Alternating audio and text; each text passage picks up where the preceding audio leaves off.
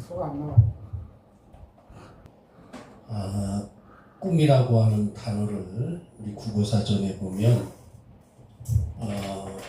두 가지 뜻이 나오고 있습니다.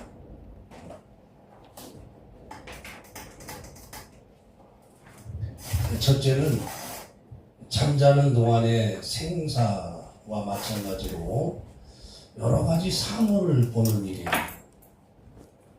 꿈에서 보는 거예요. 두 번째 뜻은 내가 실현시키고 싶은 바램, 소원 이런 것들을 의미한다는 게 꿈입니다.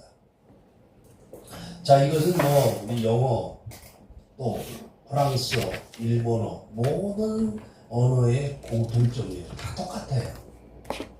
자, 그러면 왜 많은 사람들이 밤에 꾸는 꿈과 자신이 실현하고자 하는 강렬한 소원을 꿈이라는 단어로 사용하게 되었습니까? 그것은 바로 현실에서는 불가능한 일이 꿈속에서는 가능하기 때문에 그래요. 이게 무슨 말인지 아시겠어요? 여러분이 현실에서는 불가능해. 죽은 사람을 만날 수도 없어요. 여기서. 그렇죠? 또 꿈에서는 돌아가신 아버지를 만나고 어머니를 만나요. 과거의 일이 그 꿈속에서는 과거로 돌아가서 내가 어릴 때 살았던 모습도 오는 거예요. 이렇게 현실과 꿈이 꿈속에서 이런 것들이 가능하기 때문에 인간의 욕망이라는 것, 인간의 진념이라는 것을 꿈이라는 단어에다가 집약을 시키는 거예요. 그래서 이렇게 인간의 욕망, 인간의 진념은 이렇게 강력한 겁니다. 그래서 때로는 꿈과 생실을 동일시한 가치로 두는 거예요. 내가 이루어야 할 꿈, 내가 이루어야 할 실현을 꿈이라는 거기다가 담아서 반드시 이루어야 되겠다라는 게 이제 모든 사람들의 공통성이에요. 이게 얼마나 강한지 돈을 주고서라도 꿈을 사고 싶은 게 인간의 실상입니다. 자, 이 이야기를 이제 제가 예를 하나 들어볼게요. 자, 통일신라의 태종 무열왕이었던 김춘추라는 사람을 아실 거예요. 근데 김춘추의 아내가 누군지 아세요? 김유신 장군의 둘째 동생인 문이라고 하는 사람입니다. 원래 김유신에게는 두 명의 여동생이 있었어요. 하나는 첫째는 보희라고 하는 동생이 있었어요.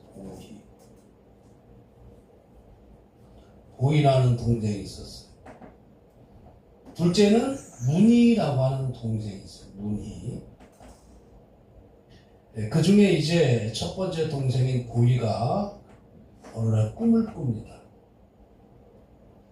그녀는 꿈속에서 자기가 소변을 보는데 서랍을 산 위에 올라가서 소변을 보는데 그 소변이 온 서랍을 다 막 잠기는 홍수가 되는 그런 꿈을 꾼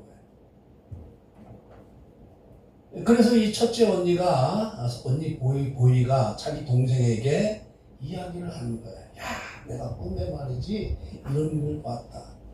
그랬더니 이 둘째가 이치에 밝은 거예요. 언니, 내가 비단을 줄 테니까 그 꿈을 나한테 팔아.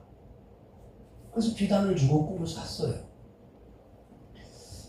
그 후에 이제 김유신 집에 김춘추가 놀러 온 거예요. 근데 이제 옷걸음이 그만 떨어지는 일이 벌어지고 만 겁니다. 그래서 그 옷걸음을 달아주기 위해서 둘째 동생인 문희가 결국 김춘추를 만나게 돼요. 이 계기로 둘은 결국 결혼을 해서 첫째 언니 보희의 꿈대로 문희가 온 서라벌을 다스리는 태종 무열왕의 김춘추의 아내가 되었다는 이야기예요. 나중에 이제 언니 보희가 두고두고 동생 문희에게 꿈을 팔았던 것을 후회했다는 이야기가 전해져요. 자, 그러면 여러분, 문희가 보희에게 산 그 꿈 때문에 보희가 대신 문희가 김춘추의 아내가 되었을까요? 그 꿈 때문에 됐을까요? 아니죠. 그런데도 불구하고 오늘날 우리 주변에는 뭐 돼지 꿈을 꿨다, 용 꿈을 꿨다 하면서 이 꿈을 산단 말이에요, 돈 주고. 여러분 로또 복권을 왜 사요? 야, 내가 지난밤에 꿈을 꿨어. 그럼 여러분도 그 꿈을 돈 주고 사는 거와 똑같은 거예요. 그런데 이상하게도 세상 사람들은 착착 맞아 들어가, 이게. 전에 한번 그 도박판, 포커에 도박하는 사람들이 판돈을 조금씩 모았어요. 그래서 공동으로 그 돈을 가지고 로또 복권을 샀는데 그만 1등에 당첨되어서 화제가 날 때도 있었잖아요. 이상하게도 세상 사람들은 로또 복권을 사면 척척척 맞는데 왜 우리 믿는 성도에게는 이런 일이 일어나지 않습니까? 그래서 재미가 없죠. 그래서 또 어떤 사람은 전날 자기 어머니가 꾼 그 돼지 꿈을 듣고 로또를 샀더니 정말 당첨되더라. 그런 이야기도 있어요. 여러분, 그 인간의 꿈이라는 게 정말 위력이 있을까요? 그런 능력이 있을까요? 인간의 꿈이 인간의 욕망을 성취하는데 유익을 준다고 여러분 믿으십니까? 아니죠. 크리스찬들은 그런 걸 믿으면 안 돼요.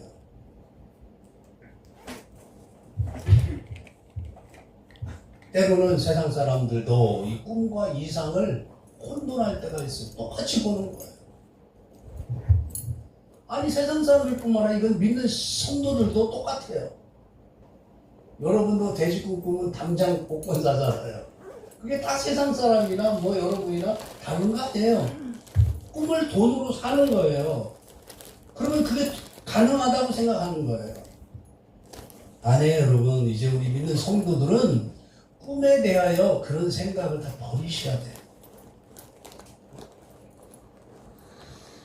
자, 오늘 요셉이 꿈을 꿨잖아요. 그렇죠? 요셉의 삶에 꿈을 꿨지만 자신의 그 꿈을 목적으로 성취해 가는 삶이 아니었던 거예요. 요셉은. 요셉은 하나님의 꿈을 받아서 하나님의 꿈이 실현되어 가는 삶을 살아간 것 뿐이에요. 응? 그러니까 이 꿈이라는 것, 하나님의 꿈이 우리 삶에 와서 우리에게 하나님의 꿈 위로 우리가 뭐예요? 걸어가도록 하나님이 그렇게 역사를 해 가는 거예요. 우리가 이것을 다른 말로 뭐예요? 신앙생활이다 그래요. 그래서 여러분이 하나님의 꿈, 하나님의 비전, 하나님의 계획을 여러분이 대적하고 불순종하고 거역하게 되면 그만큼 그 하나님의 꿈 위에 여러분은 뭐예요? 파도를 타는 거예요. 파도를 올라갔다 내려갔다 파도를 타서 여러분이 만신창이가 되는 거예요. 그만큼 하나님의 꿈, 하나님의 계획, 하나님의 섭리는 집요하고도 공격적인 거예요. 자, 그러면 하나님의 꿈이 뭡니까? 막 여러분이 막 국무총리 되는 거? 복권 만든 거? 아니에요. 하나님의 꿈이 유일한 꿈이 있다면 하나님을 버리고 하나님처럼 되려고 했던 나를 죽이는 거예요. 그리고 새 사람으로 살게 하는 것. 이게 하나님의 유일한 꿈입니다. 비전이야. 그게 너는 내 백성이 되고 나는 너의 하나님이 되리라는 언약의 핵심이에요. 요셉이라는 사람이 이 꿈을 꾼 거예요. 요셉이. 응? 자기가 꿈을 꾼 게 아니라 하나님이 요셉을 통해서 꿈을 통해 이걸 보여준 거예요. 하나님의 계획. 그러니까 자기만을 위해 살던 죄인이 하나님 앞에 항복하고 온전히 순종하는 삶을 살게 되는 현실을 요셉이 뭐예요? 꿈을 꾼 거예요. 그래서 요셉은 하나님의 계획과 목적을 자기가 꿈꾼 꿈에서 발견한 겁니다.